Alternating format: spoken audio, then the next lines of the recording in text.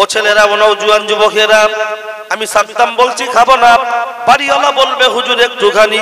কমিটির ছেলেরা জোর বেঁধে বলবে হুজুর অনেক কষ্ট করে আপনার জন্য আমরা জোগাড় করেছি, আমাদের একটা ভাই, আপনি না খেলে আমরা দুঃখ পাবো। আমার বক্তব্য, সাদ্দাম হোসেন না খেলে তুমি দুঃখ পাবে, কিন্তু তোমার বাড়িতে আজ 5টা বছর তোমার মা ভাত পায় না, আজ 5টা বছর তোমার বাপ ভাত পায় না, তখন তোমার দুঃখ লাগে না। অথচ সাদ্দাম হোসেনকে বছরে একদিন দাওয়াত দিয়েছ, সাদ্দাম হোসেন না খেলে তোমার কলজাটা ফেটে যাবে, তোমার দুঃখেতে বুকটা ভরে যাবে। আজকে তোমার বাড়িতে তোমার শ্বশুর এসেছে, শাশুড়ি এসেছে, গোষ্ঠী শুদ্ধ এসে মরণ খাওয়া খাচ্ছে, কিন্তু তোমার বাড়িতে তোমার বোন বোনের দাওয়াত হয় না কেন? তোমার বাপ আর মা ভাত পায় না কেন? অথচ তুমি বুকে ব্যাজ লাগিয়ে বলবে আমি জলসা কমিটির ক্যাশিয়ার, আমি জলসা কমিটির সেক্রেটারি, আমি জলসা কমিটির মেম্বার। অথচ লক্ষ্য করলে দেখতে পাওয়া যায় জলসা কমিটি হোক আর কমিটির বাইরে হোক, সকলকে টার্গেট করে বলছি। একটু শুনে রেখে দেন, জেনে রেখে দেন। কি বাবা বললে অসুবিধা আছে নাকি? তাহলে এক ধ্যানে শুনুন, আমার দিকে খেয়াল করবেন, রাস্তার ধারে জলসা, অন্যদিকে তাকাবেন না। একটাও কথা ফালতু বলি না, ফালতু মনে বললে যদি প্রমাণ করে দেন কোনোদিন আর বলবো না। ও ছেলেরা, ও নওজোয়ান যুবকেরা, সাদ্দাম হোসেনকে বছরে একদিন দাওয়াত দিয়ে তো যত্ন, কিন্তু একটাবার বুকে হাত দিয়ে বলো তুমি তোমার গর্ভধারিণী মাকে পাশে বসিয়ে চামচে তুলে কবে এমন করে খাইয়েছো, হুজুর খাও, হুজুর খাও, এক পিস, হুজুর এটা সলি, এটা সিনা পিস। তুমি তোমার মাকে কবে এমন করে চামচে তুলে খাইয়েছো? 62 রেকর্ড খুঁজলে পাওয়া যাবে না। এমন করে পাশে বসিয়ে শালার বউকে যেমন করে খাওয়াও, শালিকে যেমন করে খাওয়াও, তোমার বোনটাকে পাশে বসিয়ে, তোমার মাটাকে পাশে বসিয়ে চামচে করে কবে তুলে খাইয়েছো? 62 রেকর্ড খুঁজলে পাওয়া যাবে না, এরকম রেকর্ড পাওয়া যাবে না। কিন্তু লক্ষ্য করলে দেখতে পাওয়া যায় আমরা ফুরফুরা শরীফ যেতে রাজি, ফুরফুরা শরীফ জিন্দাবাদ দিতে রাজি, আজমির শরীফ যেতে রাজি, ভুটিয়ারি শরীফ যেতে রাজি, আজমির শরীফের হাড়িতে টাকা দিতে রাজি। আমি সাদ্দাম হোসেন ওপেন চ্যালেঞ্জের সম্মুখে দাঁড়িয়ে বলে যাচ্ছি, যারা বাপ মার সাথে অসৎ আচরণ করে এরা যেন খবরদার ফুরফুরা শরীফ জিয়ারত করতে না যায়। যারা বাপ মার সাথে অসৎ আচরণ করে এরা যেন আজমির শরীফে জিয়ারত করতে না যায়। যারা বাপ মার সাথে অসৎ আচরণ করে এরা যেন বসিরহাট আল্লামা হুজুরের মাজার জিয়ারত করতে না যায়। আর যারা বাপ মার সাথে অসৎ আচরণ করে এরা যেন ফুরফুরা শরীফ জিন্দাবাদ না দেয়, কারণ ওরা হলো পাক্কা ধোঁকাবাজ, ধোঁকাবাজ। ওরা মুখে বলে ফুরফুরা শরীফ জিন্দাবাদ, অন্তর থেকে মানে না, অন্তর থেকে মানে না। যদি বলেন নীতি আদর্শ, আপনি কি প্রমাণ দিতে পারবেন? এত বড় কথা বললাম, প্রমাণ যদি না দিতে পারি, আছে একটা ছোট মতো 4 চাকা গাড়ি, ওটাকে চণ্ডীহাটে দিয়ে চলে যাব বাড়ি, কখনো করব না দেরি। নিশ্চয়ই হিম্মত আছে তাই কথাটা বলছি, হিম্মত যদি না থাকতো কথাটা বলতাম না। সব বক্তা ইচ্ছা করলেই বলতে পারে, কিন্তু দুঃখের বিষয় হলো উচিত কথা বললে টাকা দেয় না, উচিত কথা বললে জলসা থেকে নামলে কমিটি দেখা করে না। কিন্তু আমি সাদ্দাম হোসেন ডরও নেই, ভয়ও নেই, টাকা দেওয়ার দরকার নাই, উচিত কথা যেটা হবে সেটা বলে যাব। কিবা রাত কিবা দিন ওসব দেখার কোনো সময় চিন্তা ভাবনা নেই। একটু শুনে রেখে দেন, জেনে রেখে দেন। বলবেন হুজুর আপনি তো বললেন ফুরফুরার দুশমন, একটুখানি প্রমাণটা দিয়ে যান। আমি আপনার সামনে প্রথম প্রমাণ রাখছি, পরে অন্য প্রমাণের দিকে যাব। ও ছেলেরা, 2 রাকাত জুম্মার দিন 2 রাকাত নামাজ পড়ার পর মসজিদে 70% লোক ফাঁকা হয় না, থাকে, ফাঁকা হয়ে যায়। এই আখিরি জোহর পড়ার কথা দাদা হুজুর বলেছেন না বলেননি? দাদা হুজুর বলেছেন আখিরি জোহর পড়ো। আমরা ফুরফুরা শরীফ জিন্দাবাদ দিতে রাজি, ফুরফুরা শরীফের জন্য জীবন দিতে রাজি, কিন্তু আমরা আখিরি জোহর পড়তে রাজি নয়। সামনে মধুর বুলি আর পিছনে বন্দুকের গুলি। এটা একটা দিলাম, সব এরকম আরো আছে, একটু ছটফট ঠান্ডা করানোর জন্য একটা দিলাম। ও ছেলেরা, ও নওজোয়ান যুবকেরা, ও আমার মুরব্বিয়ান বাপ, শুধু তাই নয়, আমি চামড়ার চোখে দেখেছি। বলুন বলুন, পীর আল্লামা কালিমুল্লাহ সিদ্দিকী হুজুর, হুজুর কেবলা ইন্তেকাল করেছেন। হুজুর কেবলার পায়ে কেউ কদম মুসি করতে গেলে হুজুর কেবলা রেগে যেতেন না খুশি হতেন? রেগে যেতেন। পীর আল্লামা আবু ইব্রাহিম সিদ্দিকী হুজুর যিনি গতবারে ইলেকশনে ভোট গণনার দিন ইন্তেকাল করলেন রমজান মাসে। আমি হুজুর কেবলার পাশে 7টা বছর কাটিয়েছি। আমি চামড়ার চোখে দেখেছি হুজুর কেবলার পায়ে কদম মুসি করতে গেলে হুজুর কেবলা খুব রেগে যেতেন, বিরক্তি বোধ করতেন, হাত সরিয়ে দিতে চাইতেন। বলুন বলুন বলুন, হুজুর রাজ পর্যন্ত কেউ বলেনি তোমরা আমার পায়ে কদম মুসি করো। আমরা হুজুরের পায়ে কদম মুসি করার জন্য ব্যস্ত, কিন্তু নিজের বাপ আর মায়ের পায়ে কবে কদম মুসি করেছি রেকর্ড নেই, পাওয়া যায় না। বেশিরভাগ ছেলে পুলে দুটো একটা আছে ব্যতিক্রম, অথচ কিতাবের মধ্যে এসেছে কেউ যদি বাপ আর মায়ের পায়ে কদম মুসি করে সে যেন জান্নাতের চৌকাঠে হাত দিল। তাহলে লক্ষ্য করলে দেখতে পাওয়া যায় হুজুরের পায়ে কদম মুসি করতে গেলে হুজুর রেগে যাচ্ছেন, বিরক্ত বোধ হচ্ছেন। আমরা হুজুরের পায়ে কদম মুসি করার জন্য ব্যস্ত, অথচ নিজের বাপ আর মায়ের পায়ে হাত দিই না। তাহলে এটার মধ্যে চিটিংবাজি আছে না নাই? বলবেন আমার বাপ মদ খায়, হতে পারে মদখোর। বলবেন আমার বাপ বিড়ি খায়, হতে পারে বিড়িখোর। বলবেন আমার মা নামাজ পড়ে না, হতে পারে বেনামাজি। মা যদি বেশ্যাবৃত্তি করে পাড়ার লোক বলবে পতিতা। বাপ যদি গাঁজাখোর চুল্লু করে হয় পাড়ার লোক বলবে গাঁজাখোর। আমি সাদ্দাম বলবো আমার বাপ, আমি সাদ্দাম বলবো আমার মা। যদি বুকের সাথে জড়িয়ে নিতে পারি তাহলে আমার জন্য ফুরফুরা শরীফ, তাহলে আমার জন্য আজমির শরীফ, তাহলে আমার জন্য হারওয়ার দরগা, আমার জন্য আল্লামা হুজুরের মাজার। তা না হলে কানার আবার রাত দিন, ব্যাঙের আবার সর্দি কাশি। কানার যেমন রাত দিন থাকতে পারে না, ব্যাঙের যেমন সর্দি কাশি থাকতে পারে না। যারা বাপ মাকে অসম্মান করে না তাদের জন্য ফুরফুরা শরীফ থাকতে পারে না।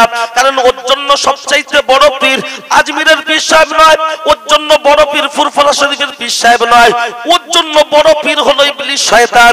আর ওর দ্বিতীয় নম্বর পীর হলো ওর বাড়ির বউ, চিনতে পারে না কেউ। দ্বিতীয় নম্বর পীর হলো ওদের বাড়ির বউ, চিনতে পারে না কেউ। ও ছেলেরা শুনে রেখে দেন, জেনে রেখে দেন, ফুরফুরা শরীফের সুলতানুল ওয়াজিন আশিকে রাসূল ছোট হুজুর পীর কেবলা রাহমাতুল্লাহ আলাইহি চামড়ার জবানে হুজুর কেবলা বলতেন, আমি তো কালকে কার ছেলে হুজুর কেবলাকে চোখে দেখি নাই, মেজে হুজুর পীর কেবলাকে চোখে দেখেছি। 5 হুজুর পীর কেবলার মধ্যে মেজে হুজুর পীর কেবলাকে চোখে দেখেছি। আমার আব্বা জান তখন ফুরফুরা শরীফ মসজিদের ইমাম। ছোট হুজুর পীর কেবলার মুখ থেকে শুনেছেন, আমার আব্বার অনেক হাতের লেখা খাতাতে লেখা আছে হুজুর কেবলা নাকি বলতেন প্রায় আল্লাহ এবং রাসূলের পরে বাবার মা, তারপরে যত দুনিয়ায় পীর থাকবে তাদের স্থান আল্লাহ এবং রাসূলের পরে বাবার মা, তারপরে দুনিয়ায় যত পীর থাকবে তাদের স্থান। কিন্তু আজকে লক্ষ্য করলে দেখতে পাওয়া যায় আজকে জলসা হচ্ছে নিজের একটা 4 বছরের বাচ্চা তার হাতে 200 টাকা দিয়েছে খেলনা গাড়ি কিনবে। 8 বছরের মেয়ে তার হাতে 200 টাকা দিয়েছে ফুচকা খাবে, সে আর তার খালা জানটা করছে নাকি ঝালাপালা, তাই ফুচকা খাবে রাতের বেলা। কিন্তু নিজের মায়ের হাতে 50টা টাকা দেয় না, নিজের বাপের হাতে 100টা টাকা দেয় না।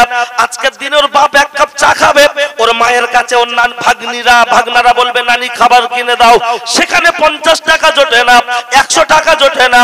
অথচ আজমিরের হাড়িতে 2000 টাকা দিচ্ছে, মাজারের বাক্সে 5000 টাকা দিচ্ছে। এরকম মানুষ আছে না নাই? কি বাবা অসুবিধা লাগছে নাকি? একটু তাকবীর দেবো, দেওয়া যাবে দেখি? না রে তাকবীর, মাশাআল্লাহ আওয়াজ ঠিক আছে। তবে হয়তো বলবেন হুজুর একটু হাদিস কোরআন বলুন। ভাই সিয়ারা তো কিনে সবাই খায়, সিয়ারার ভিতরে আলু কতটা, আর ময়দা কতটা, আটা কতটা, আর বেসন কতটা। যখন গায়ে পড়ে তখন বলে হুজুর ঘুরকে বলো, সবে শুরু হয়েছে। কারণ আমি এতটুকু জানি, একবার আসবো জমিতে 2 চাষ দিয়ে উঠবো, দ্বিতীয়বার আর যেন নাঙল লাগানোর দরকার না হয়। অন্তত হয় আলোচনা, তাহলে সমালোচনা মোড়ের মাথায় হোক যে বলে গেছে। আর কেউ বলে গল্প করে গেছে, ও জিজ্ঞাসা করুন ওয়াজ কাকে বলে আর গল্প কাকে বলে বলতে পারবে না। কারণ যারা চায়ের দোকানে বসে মোড়ের মাথায় বসে ফতোয়া দেয় অধিকাংশ লোক হলো বেনামাজি, আর যদিও 2-1টা নামাজি থাকে নামাজের কিছু বোঝে না, যার জন্য লোকের বিরুদ্ধে সদা সর্বদা পাড়ার ভিতরে একটা আলোচনা, গুঞ্জন, সমালোচনা লোকের বিরুদ্ধে করে যায়। ওতে আমার কিছু আসে না যায় না। ও ছেলেরা, ও নওজোয়ান যুবকেরা, আমি সাদ্দাম হোসেন আপনার সামনে বলে রেখে যাই, নিশ্চয়ই এর ভিতরে তাহলে একটা কোরআনের আয়াত ফুস করে রেখা যায়। আল্লাহর কোরআন জানিয়ে দিয়েছে, অবির ওয়ালিদাইন ইহসানা, তোমরা তোমাদের পিতামাতার সাথে অসৎ আচরণ করো না, সদা সর্বদা সৎ ব্যবহার করো। আজকে আমরা বাপকে বলবো বুড়ো, মাকে বলবো বুড়ি, এরা কবে মরবে তাড়াতাড়ি। শ্বশুরকে বলবো আব্বাজি, শাশুড়িকে বলবো আম্মাজি, জলসার দিনে গরম গরম দেবো পেঁয়াজি, খাও আব্বাজি খাও। কিন্তু লক্ষ্য করলে দেখতে পাওয়া যায় সুন্দর বাড়ি করে পাঁচিলের মাথায় লিখে রেখে দেব পিতা মাতার আশীর্বাদ, ওইখানে সবকিছু পাবেন, বুড়ো আর বুড়ি বাদ। ওর ভিতরে বুড়ো আর বুড়িকে চাপ পাওয়া যাবে না, ওর ভিতরে সবকিছু পাওয়া যাবে। ফোয়ারায় পানি পড়বে, গোসল হবে, ঠান্ডা গরম পানির হিটার পাওয়া যাবে, কিন্তু ওর ভিতরে সুন্দর বড় টিভি পাওয়া যাবে। কিন্তু এই বাড়ির ভিতরে বাবার মাকে আশ্রয় দেওয়া হবে না। জানি না চণ্ডীহাটের খবর কেমন, গোটা বাংলার বাইরে মানচিত্র তাই চলছে। আমি সাদ্দাম হোসেন বলে যাই, যে ছেলেরা বাপ মার সাথে অসৎ আচরণ করবে, ওই একবার হজে কেন 5 বার যদি হজে যায়, যে ছেলেটা বাপ মার সাথে অসৎ আচরণ করবে, একটা জলসা কেন বছরে যদি 50টা জলসা দেয়, আমার মতো বক্তা কেন যদি কাবা শরীফ থেকে ইমাম সাহেব ভাড়াই করে নিয়ে এসে এক রাত্রে 50,000 টাকা দিয়ে কাঁদানো হয়, তারপরেও সেকেন্ডে বাজ পড়বে। পৃথিবীর কোন মলি সাহেবের দোয়া কবুল হবে না, কোন মলি সাহেবের দোয়া কবুল হবে না। আগে আই বুড়ো মেয়েরা লোকের হাত ধরে পালিয়ে চলে যেত, এখন দু ছেলের মায়েরা চলে যাচ্ছে। আগে আই বুড়ো মেয়েরা ফোনে ফোনে গল্প করত, এখন দু ছেলের মায়েরা গল্প করছে। তখন কিছু মানুষ বলছে যুগ জামানা খারাপ, যুগ জামানা খারাপ। কে বলেছে যুগ জামানা খারাপ? যুগ জামানা খারাপ নয়, মানুষ খারাপ। আল্লাহর নবী হাদিস শরীফের মধ্যে বলেছে, তোমরা জামানাকে গালি দিও না। কেন জামানাকে গালি দেবে না? জামানাটা হলো আমার জামানা। আমি নবী মুহাম্মদ সাল্লাল্লাহু আলাইহি ওয়াসাল্লাম বলছি, জামানাটা হলো আমার জামানা, তোমরা জামানাকে গালি দেবে না। আগেও যেমন ছিল এখনো তেমন আছে। জামানা ঠিক আছে, মানুষ পরিবর্তন হয়েছে। যদি বলেন সেটা কি করে, লক্ষ্য করলে দেখতে পাওয়া যায় জামানা ঠিক আছে, মানুষ পরিবর্তন হয়েছে। প্রমাণ আমাকে তো দিতে হবে। নিশ্চয়ই মনে রাখুন, আগে মানুষ ছিল 6 ফুট লম্বা, 5 ফুট 8 ইঞ্চি, 5 ফুট 11 ইঞ্চি, 6 ফুট 2 ইঞ্চি। আজ থেকে 40-50 বছর আগে যে মানুষগুলো এখনো বেঁচে আছে, কিছু কবর দেখলে বোঝা যায় মানুষ কতটা লম্বা। কথা ঠিক না? আর এখন মানুষ হয়েছে খাটো। আগে শাড়ি পাওয়া যেত 11 হাত। আমাদের দাদি, আমাদের নানি, আমাদের মা, তাদের শরীর দেখা যেত না। তারা কিন্তু 6 ফুট লম্বা ছিল, 5 ফুট 8 ইঞ্চি, 5 ফুট 6 ইঞ্চি। তারা হাইট ছিল আপনার 6 ফুট, তাল গাছের মতো। আর এখন আমাদের বাড়ির মহিলা, আপনার স্ত্রী আমার মা, আপনার মেয়ে আমার বোন, আমার স্ত্রী আপনার বৌমা, তার হাইট হলো 4 ফুট 3 ইঞ্চি, 5 ফুট হয়নি। তারপরেও 13 হাত শাড়ি, ব্লাউজ পিস ফ্রি। 11 হাত শাড়ি, তার সাথে ব্লাউজের পিস আছে। তারপরেও উলঙ্গ পেট পিট দেখা যাচ্ছে। তাহলে জামানা পাল্টেছে না মানুষ পাল্টেছে? মানুষ পাল্টেছে। মানুষ তখন তো লম্বা ছিল, শাড়ি ছিল ছোট, তখন পেট পিট দেখা গেল না। এখন মানুষ শর্ট হয়েছে 1.5 ফুট, তখনকার থেকে 1 ফুট বেটে। কিন্তু তারপরেও 11 হাত শাড়ি, তার সাথে ব্লাউজের পিস ফ্রি, তার সাথে 12 হাত 13 হাত শাড়ি, তারপরে অর্ধ উলঙ্গ দেখা যাচ্ছে।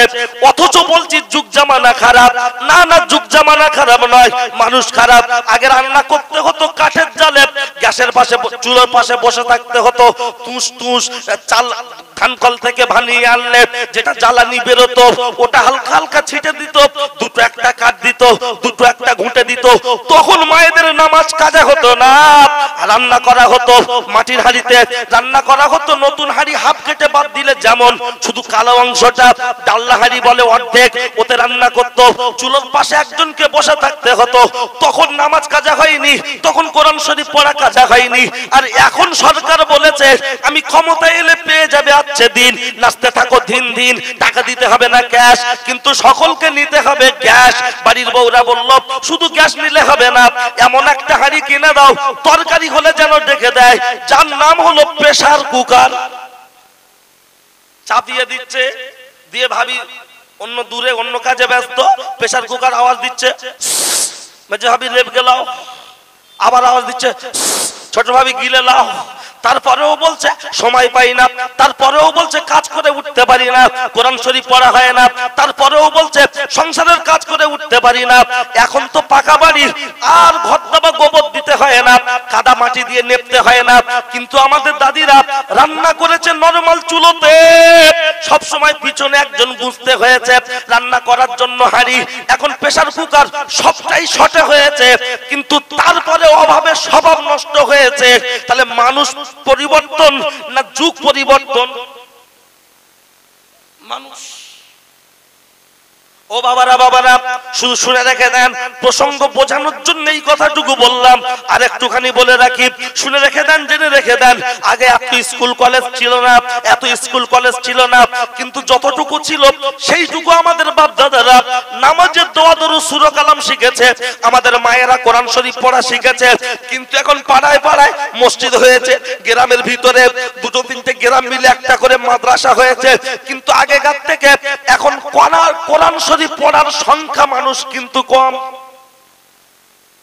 আগেকার দাদিরা নানিরা বাচ্চা ছাড়া লেখাপড়া অল্প জানতো, রোজার নিয়ত করতো, এদিকে ধানের গাদা ওদিকে ধানের গাদা, আমার রোজার নিয়ত মাদা, এদিকে শোল ওদিকে শোল, আমার ইফতার খোল, নামটা ঠিক মতো পড়তে জানতো না। ডিম বিক্রি করে হিসাব করতে 1 কুড়ি 2 কুড়ি 3 কুড়ি, তার মানে 60 টাকা। কিন্তু এখন হিসাব আমরা সব জানি, কম্পিউটারের মতো চলি।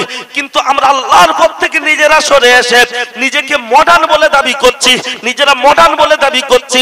লক্ষ্য করলে দেখতে পাওয়া যায় নিজেরা কতটা মডার্ন হয়েছি। হসপিটালের দিকে তাকালেই দেখতে পাওয়া যায় হসপিটালের গায়ে লেখা আছে বাচ্চা যদি মানুষ করতে হয় দুটোর বেশি তিনটে নয়, একদিকে একটা দুদিকে দুটো বাচ্চা, মাঝখানে স্বামী আর স্ত্রী ছবি দেওয়া আছে। হসপিটালের গায়ে দেখবেন নিচেই লেখা আছে বাচ্চা যদি মানুষ করতে হয় দুটোর বেশি তিনটে নয়। সরকার নিয়ম করেছে বাচ্চা যেখানেই হোক না কেন ডেলিভারিটা হসপিটালে গিয়ে করাতে হবে। যদিও রাস্তায় হয়ে যায় নারী হসপিটালে কাটতে হবে, তা না হলে জন্ম সার্টিফিকেট দেওয়া হবে না। ও ছেলেরা ও নওজোয়ান যুবকেরা, এটা হলো একটা ইহুদিদের চক্রান্ত। ইসলাম বলেছে বাচ্চা দুনিয়ার বুকে আসার সাথে সাথে ওর কানে আজানের শব্দগুলো পৌঁছে দাও। নানি নয়, দাদি নয়, হাবেজ সাহেব লাগবে না, মুয়াজ্জিন লাগবে না, যে কেউ একজন ব্যক্তি ওর গায়ে নোংরা মোছানোর দরকার হবে না। ওর গায়ে ধুলোবালি নোংরা কাদা রক্ত ব্লাড যা লেগে থাকে থাকবে, শুধু আজানের আল্লাহর একত্ববাদের আওয়াজগুলো ওই বাচ্চাটার কানে কানে পৌঁছে দাও। কিন্তু আজকে যখন বাচ্চা হসপিটালে ডেলিভারি করতে হবে সেই জায়গা থেকে এটা হলো মাহরুম হয়ে যাচ্ছে। বলবেন হুজুর ওটা কারণটা কি আজান দেওয়াটা? লক্ষ্য করলে দেখতে পাওয়া যায় আজান দেওয়ার কারণ হলো জমি আপনি কিনতে পারেন, কিন্তু দলিল হওয়ার আগে অথবা পরে, রেকর্ড বেরোনোর আগে হোক আর পরে হোক, প্রথমে জমিওয়ালাকে দাঁড় করিয়ে রেখে বাউন্ডারি দেওয়ার দরকার হয় কি হয় না? তার মানে ও ইসলামের উপরে এসেছে। ইবলিস ওর গায়ে হাত দিয়ে দখল করার আগে আল্লাহর একত্ববাদের আওয়াজটা ওর কানে পৌঁছে দেওয়া যে এদিকে আছে, ওই ইবলিস দিয়ে ধারে বাড়ে আসিস না, এখান থেকে বেরিয়ে পড়।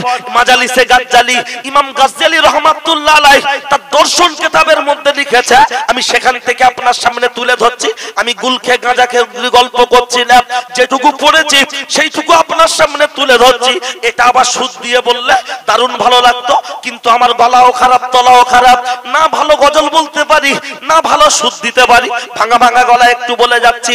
ও মাঝাজি খালা শুনছেন রাতের বেলা, কানটা একটু করবে ঝালাপালা, অপেক্ষা করুন কি বলতে চাইছিলাম।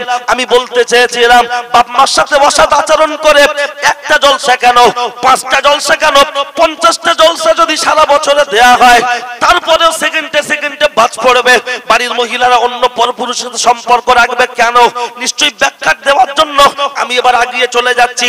আল্লাহর নবী বলেছেন রিদওয়াল্লাহি রিদওয়াল ওয়ালিদাইন ওয়া সাকাতুল্লাহি সাকাতিল ওয়ালিদাইন। আল্লাহর নবী অপর হাদিস শরীফের মধ্যে বলেছেন রিদওয়াল্লাহি রিদওয়াল ওয়ালিদাইন ওয়া সাকাতুল্লাহি সাকাতিল ওয়ালিদাইন লানাল্লাহু মান সাব্বাহু লানাল্লাহু মান সাব্বাহু। দুইটা হাদিসের ছোট ছোট টুকরা বললাম, এটুকু মাথায় রেখে দেন। বুখারী শরীফের মধ্যে এসেছে একজন মা জননী পাশে একটা ঘরে বিশ্রাম নিচ্ছে, আর একটা বাচ্চা, ওই মায়ের একটা বাচ্চা পাশের ঘরে ইবাদতে ব্যস্ত আছে, গভীর রজনীতে তাহাজ্জুদ পড়ার জন্য ব্যস্ত আছে। মা চিৎকার করে বলছে বাবা একটু পানি খাবো, বাবা একটু পানি খাবো। কিন্তু বাচ্চা তখন তো তাহাজ্জুদের নিয়ত করে দাঁড়িয়ে আছে। হঠাৎ বাচ্চা নিয়ত করে নিল, আর হঠাৎ বাচ্চা মনে মনে ভাবলো আমি নামাজ পড়ছি, আমার নামাজটা শেষ হলে আমার মায়ের জন্য আমি পানি নিয়ে যাব। কিন্তু দ্বিতীয়বার আবার মা বলছে বাবা একটু পানি খেতে চাই, তখনও তো বাচ্চা নামাজের নিয়ত করে দাঁড়িয়ে তৃতীয়বার বলছে বেটা একটু পানি খেতে চাই। তিনবার বলার পরে বলছে আল্লাহ ও তোমার ওলি সেজেছে, আমি এক গ্লাস পানি চাইছি, আমার এক গ্লাস পানি পান করায় না, অথচ তোমার মাহবুব বান্দা হতে চাইছে, ওর মান সম্মান কোন একটা পতিতা মহিলার চক্রে ধ্বংস করে দিও। ও ছেলেরা একটু মনে রাখুন, জীবনে অনেক কথা শুনেছেন, শুনবেন, একটু খেয়াল করে শুনে রেখে দেন। বাচ্চা নামাজ শেষ করলো, নামাজ শেষ করার পর গুটি গুটি গুটি গুটি পায়, মা যে ঘরে বিশ্রাম নিচ্ছে ওই ঘরের সামনে আস্তে করে দরজাটা খুলে ভিতরে গেল চলে। মা যাই, মাকে বুঝতে দেয়নি, ভিতরে গিয়ে বলছে মা মা মা। মা তো তখন ঘুমিয়ে পড়েছে, হাদিস শরীফে এসেছে আন্নাউমু আকুল মাউত, ঘুম হলো মরণের ছোট ভাই, ঘুমিয়ে গেছে মানে মারা গেছে। বাচ্চাটা কয়েকবার ডাকার পর মা যখন আর কোনো সাড়া দিল না, বাচ্চাটা চলে আসলো আপন ঘরে, আবার নিজের কাজে ব্যস্ত। কিতাবের মধ্যে লেখা আছে বাচ্চাটা হয় তাহাজ্জুদ পড়ছে অথবা বিশ্রাম নিচ্ছে। এমন গভীর রজনীতে একজন মহিলা চলে আসে, এসে আওয়াজ দিচ্ছে, কে? বলছে দরজা খোলো, দরজা খোলো। দরজাটা খুলে দেখছে কি সুন্দর একটা নারী, দেখলে মনে হবে ডানা কাটা পরি। ওই মেয়েটা বলতে লাগলো ওগো আল্লাহর বান্দা ইউজ মি, তুমি আমাকে ব্যবহার করো। আল্লাহর ওলি বলল লা হাওলা, একই কথা শোনাচ্ছ, পারবো না পারবো না, ওটা হলো হারাম, এখান থেকে তুমি বেরিয়ে চলে যাও। মেয়েটা বলল কেন? এখানে তো কেউ নাই, তুমি আর আমি একা, চারদিকটা ফাঁকা, কেউ পাবে না দেখা, একবার দুজন যৌন মিলন করবো। ওগো আল্লাহর ওলি তুমি চলে এসো। আল্লাহর আবেদ বান্দা বলল এখানে কেউ না দেখতে পারে, আমি একজন মুসলমান, আমি আল্লাহকে বিশ্বাস করি, আল্লাহ এক, তার কিরামান কাতিবিনা ইয়ালামুনা মা তাফালুন, পৃথিবীর কোন মানুষ না দেখতে পাক, আমার আল্লাহ নিজেই দেখছেন, আমি পারবো না, বেরিয়ে চলে যাও, বেরিয়ে চলে যাও। মেয়েটাকে যখন তাড়িয়ে দিচ্ছে গো, মেয়েটা বলতে লাগলো শুনে রেখে দাও, তুমি যদি আমার সাথে যৌন মিলন না করো, এতটুকু তুমি মনে রেখো, ঘি খাবে আলমগীর, মোটা হবে জাহাঙ্গীর, বিয়ে হবে সেরিনা, আনন্দ করে মর্জিনা, বিয়ে করবে বাচ্চু, বিয়ের দিনে আনন্দ করবে সাচ্চু। তুমি যদি আমার যৌবন ভোগ না করো, কিন্তু বিলটা তোমাকে দিতে হবে। তার মানে কিরকম হবে? বললো যা আছে কপালে হয়ে যাবে সকালে, ছেঁড়া কাটা বগলে, এখন তুমি বেরিয়ে চলে যাও। মেয়েটা যখন বেরিয়ে চলে যাচ্ছে, যাওয়ার পথে লক্ষ্য করলে দেখতে পাওয়া যায় পাহাড়ের উপর থেকে যখন নিচে নেমেছে, দেখছে একটা রাখালের ছেলে শুয়ে আছে। রাখালের ছেলেটাকে দেখে তোলা হলো, ওগো আল্লাহর বান্দা ওঠো। যেই উঠেছে দেখছে একটা সুন্দর নারী, কি ব্যাপার, কি খবর বলো? বলছে তুমি আমার সাথে যৌন মিলন করো। রাখাল বলছে হায় হায়, আমার কাছে নেই টাকা করি, কি করবো এখন, রাতের বেলা তাড়াতাড়ি হয়ে যাচ্ছে বাড়াবাড়ি। মেয়েটা বলল কোনো টাকা লাগবে না, চলে এসো, অফার চলছে, অফার চলছে, বড়দিনের অফার, তুমি চলে এসো আমার সাথে যৌন মিলন করে নাও। আল্লাহর এই মহিলার কথা শুনে রাখালটা বলল আমার কাছে নেই টাকা, আমার পকেট তো ফাঁকা। বলল কোনো টাকা লাগবে না, তুমি আমার সাথে ফ্রি সময়ে দাও।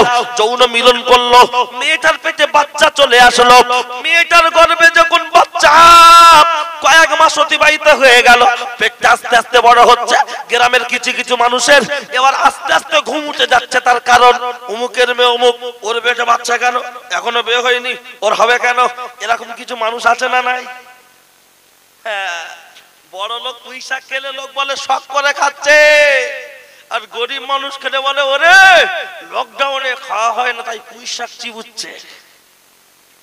বড় লোকের বাড়ি কিছু হলে বিচার করার মতো বিচারক খুঁজে পাওয়া যায় না, আর গরিবের বাড়ি কিছু হলে হুমকি দেওয়ার মতো লোকের অভাব হয় না। শুয়ে উঠতে পারে না, বলছে দয়া করবি। ভালো করে খবর নেন, সপ্তাহে 7 দিনে 6 দিন মদ খেয়ে শুয়ে থাকে। গরিব মানুষ, ওর উপরে প্রেসার, তখন আর অভাব নেই, উড়কুর নেতার নেতার 6 লাখ হুমকি চলছে। যে সমস্ত বিচারকরা আমার বক্তব্য শুনছেন মনে রাখুন, সূর্য মাথার উপরে নেমে আসবে, 12টা মুখ হবে, সূর্য তাপে জমিনটা তামা হবে, মাথার ঘিনিগুলো টকবক টকবক করে ফুলবে, পাটির গরমে, লাঠির গরমে, টাকার গরমে। বিচার যদি ন্যায় না হয়ে যদি টলে যায়, মার কয় প্রকার কি কি উদাহরণ সহ চলবে, উপস্থিত আপনারা হাজির থাকুন। এখন নাই কেউ কিছু বলতে পারে না, বললে থব না আউট হয়ে যাবে। কিন্তু সেই দিন কোনো থবনা আউট টাউট হবে না, সেদিন পাই টু পাই দেখে নেওয়া হবে। সুতরাং বিচারটা ন্যায় ন্যায্য হওয়া উচিত। আমার খুব একটা কথা মনে পড়ে, বাদশাহ নুরউদ্দিন জাহাঙ্গীর রাজদরবারে বসে আছেন। বাদশাহ নুরউদ্দিন জাহাঙ্গীর রাজদরবারে বসে আছেন। একজন মহিলা এসে বলছেন, ও বাদশাহ, আমার নবপুত্রবধূ বাড়িতে আছে। আমার নবপুত্রবধূর বাড়িতে ঘরে কে যেন বন্দুকের নল ঢুকিয়ে দিয়ে বলছে, দরজা খুলে ফেলো নচেত গুলি করব। বাদশাহ শুনেও কোনো উত্তর করলেন না। বুড়িমা একাধিকবার কথাটা বলে বললেন, শোনো, যদি তুমি বিচার ঠিকঠাক ভাবে না করে দাও, হাসরের ময়দানে তোমরা যে কিয়ামত বলে মানো, ওই দিন কিন্তু তোমার বিরুদ্ধে আমি মামলা করব, ছাড়বো না। তারপরও বাদশাহ কোনো উত্তর দিলেন না। বুড়িমা চোখের পানি মুছতে মুছতে চলে আসলেন। সকালবেলা সারাদিন হয়ে গেল, সন্ধ্যা হয়ে গেল, যেই রাত একটু বেড়েছে, আবার কে যেন একজন বন্দুকের নল ঢুকিয়ে দিয়ে বলছে, দরজা খুলে ফেলো নচেত গুলি করে দেব, দরজা খুলে ফেলো নচেত গুলি করে দেব।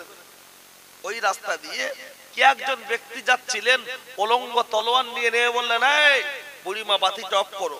আস্তে করে বলেই ওই যে দরজায় যে বন্দুকের নল ঢুকিয়েছে, ওর মাথাটা এমন করে ধরে এক তলোয়ারে দু টুকরো করে মাথাটা বুড়িমার পায়ের ধারে দিয়ে বলছে, বুড়িমা একটু লাইটটা জ্বালো, বাতিটা জ্বালো, আমাকে একটু পানি খেতে দাও।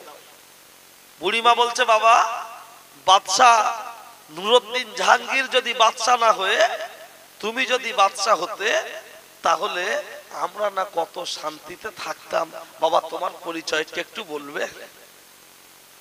বাদশাহ বলছেন, ওই লোকটা বলছেন, আমার পরিচয় আজকের বলবো না, তুমি আগামীকাল বাদশাহ নুরউদ্দিন জাহাঙ্গীরের রাজদরবারে আসবে, আমি ওই সময় তোমার পরিচয়টা বলে দেবো। সকাল হয়ে গেল, টুকটুক টুকটুক করে যখন আগিয়ে যাচ্ছে বুড়িমা, দূর থেকে মনে মনে করছে, কালকে তো একেই মনে হয় আমি বলেছিলাম, বাদশাহ যদি বাদশাহ না হয়, তুমি যদি বাদশাহ হতে, আমরা কতই না শান্তি থাকবো। বলে এক পা আগায় এক পা পিছায়। বুড়িমা কে দেখে বাদশাহ বলল, বুড়িমা আগিয়ে আসুন। বুড়িমা যে ভয় পাচ্ছিলেন, যেই ডেকেছে আরো ভয়টা বাড়বে না, খুব আরো ভয় পাচ্ছে। যেই গিয়েছেন, মাথার রাজমুকুটটা খুলে বুড়িমার পায়ের ধারে দিয়ে বলছে, বুড়িমা, বুড়িমা, আমার মাথার রাজমুকুটের থেকে একজন পরনারীর, বেধর্মী নারীর ইজ্জতের মূল্য আমার ইসলামের কাছে বেশি, একটু বলবেন সুবহানাল্লাহ। বললেন, একজন বেধর্মী নারীর, আমার মাথার রাজমুকুটের থেকে একজন বেধর্মী নারীর ইজ্জত সম্মান আমার ইসলামের কাছে বেশি। গত রাত্রে যে ছেলেটাই তলোয়ার দিয়ে মাথা কেটে পায়ের ধারে দিয়েছে, অন্য কেউ নয়, সেটা আমি। আমি তোমার কাছ থেকে এক গ্লাস পানি চেয়েছিলাম, কেন জানো? তুমি যখন আমার রাজদরবারে গিয়েছিলে, আমি অন্য একটা টেনশনে ছিলাম, তোমার কৈফিয়ত নিইনি। তুমি বলেছো, আমি শুনেছি, জানি বিচার যদি আমি সঠিক না করতে পারি, হাসরের ময়দানে আমি আসামির কাঠগড়ায় দাঁড়াবো।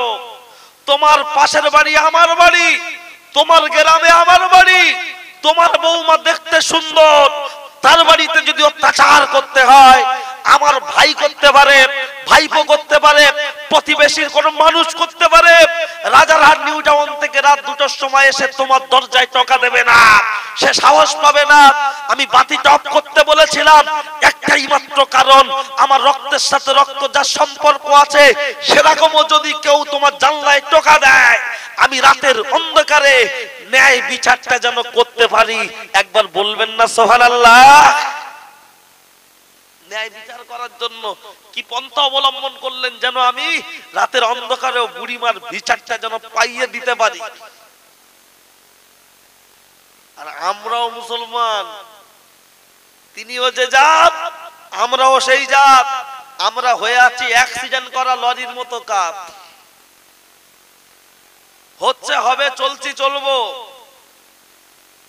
চলুন, বেশি বললে আবার বলবে মনে হচ্ছে অন্য গ্রুপের ছেলে পুলে। ও ছেলেরা, ও নওজোয়ান যুবকেরা, প্রসঙ্গ আমি আপনার সামনে কোন জায়গায় রেখেছিলাম আমার মনে আছে, আপনি মনে রাখুন। লক্ষ্য করলে দেখতে পাওয়া যায় ওই গ্রামের যে মেয়েটার পেটে বাচ্চা, যখন পেটটা একটু উঁচু হয়ে গেছে, গ্রামের কিছু মানুষ বলতে লাগলো অমুককে ডাক, ডেকে জিজ্ঞাসা করা হবে, ওই পেটের বাচ্চার বাপকে জিজ্ঞাসা করা হবে। লক্ষ্য করলে দেখতে পাওয়া যায় একদিনকে মহিলাটাকে ধরে একটা জায়গায় আটকে বলা হলো, ওগো মহিলা, তোমার পেটে যে বাচ্চা রয়েছে এই বাচ্চার বাপটাকে একটু বলে দাও। কিতাবের মধ্যে লেখা হলো, তখন মহিলাটাকে জোর করে ধরার পর মহিলাটা এদিক ওদিক তাকিয়ে মহিলাটা বলে ফেললো, এই পেটের ভিতরে যে বাচ্চা রয়েছে এই বাচ্চার বাপ পৃথিবীর অন্য কেউ নয়, এই বাচ্চার বাপ হলো একজন ব্যক্তি, তার নাম হলো জুরায়েজ। বুখারী শরীফের রিওয়ায়াতে আছে তার নাম হলো জুরায়েজ। এই পেটের ভিতরে যে বাচ্চা তার বাপ হলো জুরায়েজ। পাড়ার লোক বলল, হায় হায়, মৌলভী সাহেবের মাথায় টুপি, জেনা করেছে চুপি চুপি, মৌলভী সাহেবের মুখে দাড়ি, হারাম কাজ করেছে তাড়াতাড়ি, চল মৌলভী সাহেবের গণধোলাই দেব, ঘর বাড়ি লুটপাট করা হবে। কিতাবের মধ্যে লেখা হলো এত পরিমাণ গ্রামের কিছু মানুষ ক্ষিপ্ত হয়ে হুজুরের বাড়িতে চলে গেল। হুজুরের বাড়িতে গিয়ে ঘর বাড়ি যখন ভাঙচুর করা হচ্ছে, হুজুর বললেন, আমি কি অপরাধ করেছি বলো, তোমরা আমার ঘর বাড়ি ভাঙছো কিসের জন্য, আমি কি অপরাধ করেছি বলো। তখন পাড়ার কিছু মানুষ বলতে লাগলো, তুমি করে তুমি জানো না? বলছে, না আমি জানি না, একটু বলো। কিন্তু প্রত্যেকটা গ্রামে দুই ধরনের মানুষের বাস থাকে, একটা হলো শান্তিপ্রিয় আর একটা অশান্তি করা। কিছু শান্তিপ্রিয় মানুষ গিয়ে হুজুরকে বললেন, হুজুর বেয়াদবি মাফ করবেন, আপনার কাছ থেকে একটু জানতে চাই, অমুকের মেয়ে অমুক, তার সাথে কি আপনি কুকাজ করেছেন? হুজুর বলল, আল্লাহে, আমি আল্লাহর কসম করে বলছি আমি কোনোদিনই জেনার সাথে যুক্ত নয়। যেই বলেছে গ্রামের বেশিরভাগ মানুষ এক কথায় মেনে নিলেন। যারা হুজুরের কাছে গিয়েছিলেন, হুজুরে কাজ করতে পারে না, পাড়ার ছেলেদেরকে বলা হলো, আমাদের হুজুরে কাজ করেনি, হুজুরে কাজ করেনি, তোরা মিথ্যা বদনাম দিচ্ছি। বলছে, না না, আমাদের কাছে প্রমাণ আছে। প্রমাণটাকে বলছে, এই তো মহিলাটা বলছে, এ মহিলাটাই বলছে আমার সাথে এই কাজ করেছে, এর থেকে আরো বড় প্রমাণ কি হতে পারে? তখন গ্রামের মানুষরা হুজুরকে গিয়ে বললেন, হুজুর তাহলে প্রমাণ তো ওরা দিচ্ছে, আপনি কি কোনো প্রমাণ দিতে পারবেন? আল্লাহর আবেদ বান্দা বলেছিলেন, আমাকে 2 মিনিট টাইম দেয়া হোক। 2 মিনিট টাইম নিয়ে নামাজের মুসাল্লার উপরে বসে বললেন, আমার আল্লাহর ফোন নাম্বার কত? 24434। এই নাম্বারে ফোন করলে খুলে যাবে আমার আল্লাহর জান্নাতের দর। আপনার 24434, 2 মানে ফজরের 2 রাকাত ফরজ নামাজ, 44 জোহরের 4, আসরের 4, 34 মাগরিবের 3, এশার 4। তাই বলেছি 24434। এই নাম্বারে ফোন করলে খুলে যাবে আমার আল্লাহর জান্নাতের দর। কিন্তু যুবকরা ওই নাম্বারে ফোন না করে ফোন করছে কোন নাম্বারে? আপনার 1097 হাওড়া থেকে গীতাঞ্জলি। ও বুলাদি, তোমার সাথে মনের কথা খুলে বলি, আই মোর চলো না, ইউ মোর ভুলো না, হ্যাপি হবো কামনা, এটাই তোমার চলো না। ও নাম্বারে ডায়াল করা চলবে না। ডায়াল যদি করতে হয় 24434, এই নাম্বারে ফোন করলে খুলে যাবে আমার আল্লাহর জান্নাতের দর। ও ছেলেরা শুনে রেখে দেন, জেনে রেখে দেন, আল্লাহর আবেদ বান্দা নামাজের মুসাল্লা ফেলে 2 রাকাত নামাজ আদায় করে এত পরিমাণ কাঁদছে, কান্নার সীমা থাকলো না। 2 চোখের কোণ থেকে পানি top top top top top top করে ঝরছে। বাইরে থেকে ছেলেরা বলছে, বুঝেছি মৌলভী সাহেব হেরে গেছে, মৌলভী সাহেব হেরে গেছে, তাই কেঁদে জিততে চাইতে। কিন্তু না না না, কিতাব প্রমাণ দিচ্ছে। ওই আওয়াজ চলে আসলো, ওগো আল্লাহর বান্দা, আর তোমাকে কাঁদতে হবে না, চোখের পানিটা মুছে নাও, চোখের পানিটা মুছে নাও, আর ওদেরকে বলে দাও আজকের কোনো প্রমাণ হবে না। যেদিন বাচ্চা পেটের থেকে দুনিয়ার বুকে আসবে ওই দিনকে প্রমাণ হবে। হুজুর দোয়া শেষ করলেন, ডেকে ডেকে বলে দিলেন, ও ভাইয়েরা, আজকের প্রমাণ হবে না, বাচ্চা যেদিন দুনিয়ার বুকে আসবে ওই দিনকে প্রমাণ হবে।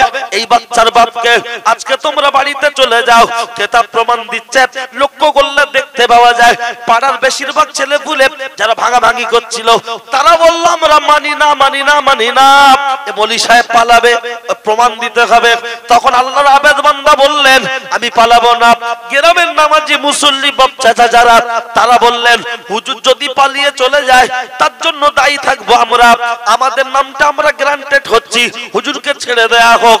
ও ছেলেরা যারা প্রকৃতপক্ষে আল্লাহর ইমানদার বান্দা, তারা হারাম জিনিস দেখে ভয় পায় কি পায় না? আজ থেকে 15 বছর আগে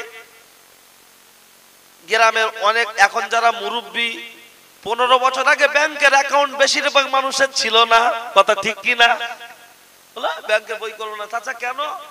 বলো সুদ হবে, ও করবো না। আর অনেক লোক এমনি যেত না, আর কিছু লোক বলতো করবো না, সুদ হবে, বেকার হতে গেলে লাভ নেই, কথা ঠিক কি না বাবা? কিন্তু ব্যাংকের বইয়ে পাট পাট আছে, জমা হলো কত, তুললো কত, আর মাসে ইন্টারেস্ট হলো কত, পাট পাট আছে না নাই? এখন এই ইমানদাররা জেনা দেখে ভয় পায় কিনা, আমি ছোট্ট একটা কোরআনের কথা, আপনার বিশ্ব নবীর সামনে ঘটে যাওয়া একটা কথা বলছি। নবী বসে ওয়াজ করছেন। ওয়াজ মানে আমরা মনে করি টান দিলেই, কানে হাত দিয়ে চিল্লালে, প্যান্ডেল করলে, মাইকে ওয়াজ করলে ওয়াজ, তা নয়। 5 জন মানুষকে বসিয়ে নিয়ে দ্বীন ও শরীয়তের কথা আলোচনা করলে সেটাও। নবী বসে বসে যখন নসিহত করছেন, তখন সামনে থেকে একজন যুবক উঠে দাঁড়িয়ে বললেন, ইয়া রাসূলুল্লাহ, আমি জেনা করেছি। নবী বললেন, আমি বিশ্বাস করি না। যুবকটা বললেন, আল্লাহে, আমি আল্লাহর কসম বলছি আমি জেনা করেছি।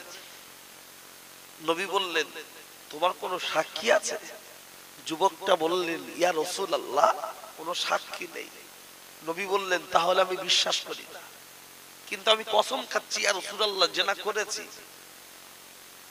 বলছে তাহলে সাক্ষী নেই বলছো? যুবকটা বলছে, ইয়া রাসূলুল্লাহ, দুনিয়ার কোনো মানুষ আমার সাক্ষী নেই, কিন্তু আমার নিজের বিবেক যে সাক্ষীগুলো দিচ্ছে আমি এগুলো এড়াতে পাচ্ছি না। যেমন আল ইয়াউমা নাখতিমু আলা আফওয়াহিহিম ওয়া তুকাল্লিমুনা আইদিহিম। ইয়া রাসূলুল্লাহ, দুনিয়ার মানুষ নাই জানুক, কিন্তু আমি যে গুনাহ করেছি আমার হাত পা তার চরম সাক্ষী। ওয়াল হাইয়ুল কাইয়ুম, পৃথিবীর কোনো মানুষ নাই জানুক, সবাই ঘুমিয়ে থাক, কিন্তু আমার আল্লাহর আহার নিদ্রা ঘুম কিছুই নাই। আমি যখন জেনা করেছি কোনো মানুষ নাই জানুক, আমার আল্লাহ স্বচক্ষে নিজেই দেখেছেন। আর কিরামান কাতিবিনা ইয়ালামুনা মা তাফআলুন, সম্মানীয় লেখকদ্বয় যারা আছেন তারা তো লিখেইছেন। নবী বললেন, ওগো, জেনা করলে শাস্তি কি জানো? যুবকটা বললেন, ইয়া রাসূলুল্লাহ, শুনেছি, আর একবার বলবেন। নবী বললেন, তোমার জন্য শাস্তি এক কোমর গর্ত খুলে পুঁতে দিয়ে পাথর মেরে মেরে নিক্ষেপ করা হবে। যুবকটা বললেন, ইয়া রাসূলুল্লাহ, আপনার মুখ থেকে জাহান্নামের আযাবের বর্ণনা শুনেছি, আমি জেনার জন্য জাহান্নামের আযাব ভোগ করতে পারবো না। দুনিয়ার বুকে বেঁচে থাকতে থাকতে কোরআনের আইন মেনে নিয়ে যদি আমার পাথর খেয়ে কে মরতে হয়, আমি ওই শাস্তি নিয়ে মরতে রাজি আছি, জাহান্নামের আযাব ভোগ করতে পারবো না। একটু জোরে বলবেন সুবহানাল্লাহ। সুবহানাল্লাহ কেন বলতে বললাম? এই জন্য বলতে বললাম, যুবকটা কি বললেন, কোরআনের বিধান অনুযায়ী শাস্তি নিয়ে দুনিয়ায় বেঁচে থাকা অবস্থায় মরতে রাজি, কিন্তু জাহান্নামের আযাব ভোগ করতে পারবো না। আজকে আমাদের সমাজে এমন বহু ছেলে আছে, বউকে 4-5 বার তালাক দেও বলছে, আল্লাহর কিরে দিইনি, এই বলছে না, বলে না? প্রত্যেকটা গ্রাম খুঁজুন, একটা দুটো পাবেন। একটা সময় বলেছিল, হ্যাঁ ওর বোর মনে হচ্ছে তালাক দিয়ে দিয়েছে, তারপরে যেই শুনছে অন্য জায়গায় বে দিতে হবে, কারেন্ট শর্ট দিতে হবে অন্য জায়গায়, সেই বলছে তুই আবার একটা নিয়ম হয়। দুটো একটা ছেলে বলে আমাদের কাছে ফোন করে, বলে হুজুর এই এই এই এই ব্যাপার, তালাক তো দিয়ে ফেলেছে। কে? বলছে হুজুর আমার একটা বন্ধু। তা সব শুনে বুঝে বললাম, এই মুফতি সাহেব নাই, ফতোয়া দিতে পারবো না। বলছে হুজুর আল্লাহর কি একটুখানি বলেন। তখন বুঝতে পারলাম যে আসামি নিজে। তা বলার পরে লাস্টে যেই বলেছি যে তালাক হয়ে গেছে, তখন বলছে হুজুর তাহলে ওই বউ নিতে গেলে কি করতে হবে, এই ব্যাপারে বিয়ে দিতে হবে। বলছে কোন রকম একটু ঘুরিয়ে কোন রকম ম্যানেজ করা যাবে না? তার মানে কোরআনের বিধানের কাছে ম্যানেজ করতে চাইছে। আবার কিছু কিছু অসীম রেজবি মার্কা মুসলমান আছে যে আয়াতটা ওর বিরুদ্ধে যায়, সেটার বিরোধিতা করার জন্য আবার কুফরি কথাবার্তাও বলে। এরকম মানুষ আছে না নাই? আজ এই বন্ধন যদিও বলার ইচ্ছা ছিল না, কিন্তু চণ্ডীহাট তো একটু না বললে আবার হবে না। বন্ধন নিচ্ছে, ওটা গুনাহ হচ্ছে কতটা সেটা আলাদা কথা, কিন্তু বন্ধনটাকে আবার যদি কেউ যুক্তিতর্ক দিয়ে হালাল করতে চায়, ও হলো স্পেশাল কাফের। ভালো করে কথাটা বুঝবেন। কেউ নিচ্ছে, আমি মুফতি সাহেব না, ফতোয়া দেওয়ার অধিকার নেই আমার, আমি মসলাটাই বলছি। কেউ যদি কোনো হারাম জিনিসকে ডাইরেক্ট প্রকাশ্য হালাল বলে, সে মুসলমানটা কাফের হবে। আর কোন হালালকে আবার যদি হারাম বলে, সে কাফের হবে। কিন্তু আমরা কে জানি না সুদ হারাম, কিন্তু তারপরেও শুধু কোন রকম হালাল করার জন্য, ম্যানেজ করার জন্য ফতোয়াবাজি কিছু মানুষ করছে না, করে না। আর বলে কটা মানুষ গ্রামে বাদ আছে, এই গ্রামে কোনো মানুষ বাদ থাকতে হবে না, সবাই খাক। তারপরেও কি কোরআনের কোনো পরিবর্তন হবে? তাহলে যে যা করে করুক না, তাতে আমার সমস্যা কি? আমার কবরে যাব, আমি তোমায় বন্ধনের কথা একটু ধোলাই দিয়ে রাখছি। এইদিকে মেয়েদের প্যান্ডেল এখানে নাকি এই নাজি জাতেরা এত কথা বলে না, শুনছেন তো? আসলে কি ব্যাপার জানেন, লাথিরি ঠেকি চড়ে উঠবে না। আর মেয়েদের জাত একবার যদি গায়ে হাত উঠেছে, খালি বলবে মেরে দেখ, মেরে দেখ। আচ্ছা, যত বলে মেরে দেখ, মার বেশি খায় না কম খায়? মার খেয়ে শুয়ে পড়ছে, উঠে বলছে আমার গায়ে হাত দেখ। তা মদ্দালক স্যার কতক্ষণ চুপচাপ থাকবে? যেই একবার মোটর ভ্যানের মধ্যে হ্যান্ডেল মেরে দিয়েছে না, শুয়ে পড়ে ছটফট করছে, আর বলছে আল্লাহ বিচার করবে। আর এতক্ষণ যেন বিচার করার দায়িত্ব ওর ছিল। এই নারী জাত বোঝে কম, বুদ্ধি কম, ভাগে জমি জায়গা কম না বেশি? কম না? ওরা যদি সমান সমান পেত আমাদের কোরআনের বিধান অনুযায়ী, তাহলে কি এরা অল্প ছাড়তো? এইটাই দু চারটে ওই স্কুটি কিনে স্বামী চালাতে দেন, তুমি পেছনে বসো। হ্যাঁ, তার মানে বলতে চাচ্ছে এতদিন তুমি দেছো পেকআপ, আমি মুখে লাগিয়েছি মেকআপ, এখন আমি দেবো পিকআপ, আমি লাগাবো মেকআপ, তুমি থাকবে চুপচাপ, কোনো কথা হবে না। অন্তত শুনে রাখুন, এই মহিলা একটা মৌলভী সাহেবের কাছে তাবিজ করতে গেছে। তাবিজ করতে গিয়ে বলছে হুজুর আমার স্বামী এই সেই হাবি জাবি, মানে স্বামীর দুর্নাম নিন্দা বন্দা একবার শুরু করলে এ মহিলা জাতার বন্ধ করে না। আর ওর কাছে ওর স্বামী ভালো, ওর স্বামী ভালো, তার স্বামী ভালো, শুধু ওরটাই খারাপ, এরম ব্যাখ্যা দেয় না। অথচ আমার ওর কাছে শোনো বলে আমারে বাস পড়া, একই ব্যাপার। এখানে মৌলভী সাহেবের কাছে তাবিজ করতে গিয়ে বলছে হুজুর এক তাবিজ করে দাও। তা মৌলভী সাহেব সব শুনে বুঝে একটা তাবিজ করে দিয়ে বলেছে ও খালা, কেউ ভাবি তাবিজ তুমি গলায় দেবে না, তাবিজটা তুমি দাঁতে কামড়ে ধরে রাখবে। আর স্বামী যেই বাড়ি আসবে দেখবে দাঁতে তাবিজটা নিয়ে চুপচাপ থাকবে, যেন কথা বলবে না। স্বামী যা বলবে প্রয়োজন মতো যতটুকু পারবে উত্তর দেবে, বেশি কথা বলবে না। যেই স্বামী বাড়ি আসছে দূর থেকে বুঝতে পেরেছে আওয়াজ হচ্ছে গজব গাড়ি, হ্যাঁ আওয়াজ হচ্ছে ভটভট ভটভট ভটভট, এই শুধু তাবিজ খুঁজছে কোথায় আছে, আর নিয়েই গালে লাগিয়ে দিয়ে পুরো চুপচাপ ধরে আছে। স্বামী বাড়ি ঢুকে দেখছে বউ পুরো ফেরেশতাপানা হয়ে গেছে, কোনো কথা নেই।